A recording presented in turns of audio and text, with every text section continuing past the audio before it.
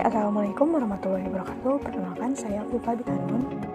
Di sini saya akan membahas seberapa pentingnya mengenali penyakit mental pada diri kita sendiri. Nah, sebelum kita membahas penyakit mental, ada baiknya kita mengetahui kesehatan mental pada diri kita sendiri ini ada dalam kondisi baik atau tidak. Kesehatan mental dalam kondisi baik yaitu terwujudnya keharmonisan antara fungsi jiwa serta kesanggupan untuk menghadapi problem biasa yang terjadi dan merasakan secara positif kebahagiaannya. Selanjutnya, penyakit mental ini dapat diartikan sebagai penyakit yang melibatkan gangguan pada fungsi otak yang menyebabkan perubahan pada proses pemikiran, perasaan, dan tingkah laku seseorang yang mengakibatkan gangguan dalam menjalani aktivitas. Masalah yang timbul akibat kurangnya kesadaran serta pengetahuan masyarakat tentang penyakit mental ini menimbulkan perlakuan yang salah terhadap penderita. Seperti contohnya berikut, keluarga di Indonesia di daerah pelosok lebih memilih memasung keluarganya yang terkena penyakit mental dibanding membawanya ke rumah sakit. Berdasarkan riset kesehatan dasar pada tahun 2007 menunjukkan bahwa penderita gangguan jiwa di Indonesia mencapai 1 juta orang, dan dari total populasi ini hanya sekitar 3,5% yang sudah tertangani dengan baik. Kita bisa lihat dari data tersebut bahwa masih sangat banyak pasien dengan penyakit mental ini tidak tertangani. Maka dari itu, kesadaran dari masyarakat serta edukasi dari pihak-pihak profesional sangat dibutuhkan.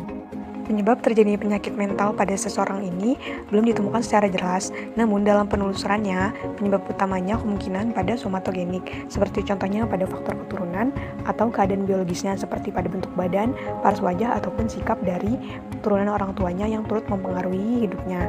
Lalu lingkungan sosial serta psikologis, yaitu tempat di mana dia berkembang dengan segala pengalaman yang ada, baik tidaknya dalam mencapai integrasi kepribadian yang normal. Berikut merupakan jenis penyakit mental.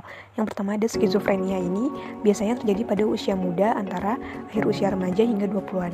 Penyakit ini merupakan gangguan pada kemampuan kognitif, emosi, serta tingkah laku yang masih belum diketahui penyebabnya. Gejala yang dialami penderita yaitu delusi. Penderita lebih sering mempercayai bahwa apa yang ada dalam hayalan adalah kenyataan dan tidak menyadari keadaan realita yang sebenarnya. Kemudian halusinasi atau mendengar atau melihat sesuatu yang tidak nyata.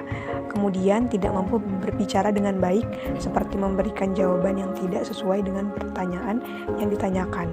Kemudian tidak berjalannya fungsi emosi, seperti misalnya berbicara datar tanpa nada, tidak melihat ke lawan bicara, tidak memiliki semangat atau minat terhadap kegiatan sehari-hari, dan tidak mempunyai niat interaksi sosial dengan orang lain. Selanjutnya ada bipolar disorder, yaitu kondisi di mana ada ketidakjelasan antara perasaan manik dan depresif, yaitu penderita bipolar dapat seketika merasakan senang yang luar biasa dan kemudian secara tiba-tiba merasakan depresif, yaitu bertolak belakang dari apa yang jelas sebelumnya tanpa ada sebab yang jelas. Bipolar disorder ini merusak sistem kerja emosi seseorang. Gejala yang muncul pada penderita dalam fase manik diantaranya rasa percaya diri yang tinggi, agresif, berdelusi, kehilangan rasa takut, serta berani mengambil resiko dalam batas yang tidak normal.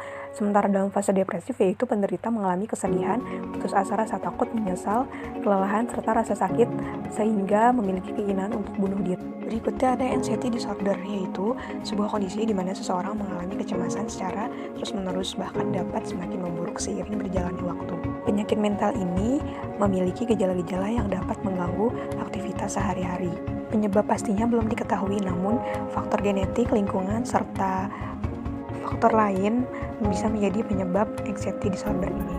Gejala yang ditimbulkan yaitu seperti jantung berdebar, berkeringat, gemetar, serta sensasi sesak napas, dan tenggorokan terasa seperti tercekik, serta perasaan yang tidak dapat dikendalikan. Tidaklah mudah bagi penderita penyakit mental ini untuk mengobati dirinya sendiri. Untuk itu ada cara lain, yaitu menjalani psikoterapi dengan tenaga profesional, yaitu seperti psikolog. Yang kedua, melakukan kegiatan aktif secara fisik, kemudian mengontrol diri sendiri dan menjalani hubungan baik dengan sesama.